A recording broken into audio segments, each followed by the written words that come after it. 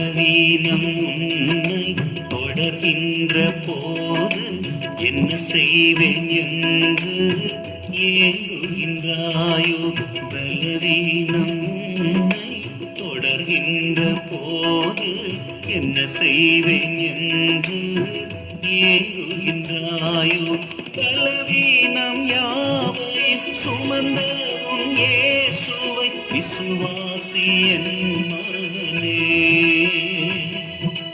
தழும்புகளால் உன்னை சுகமாக்கும் தேவன் உன்னோடு உண்டு மகளே. அல்லேலூயா, அல்லேலூயா, அல்லேலூயா.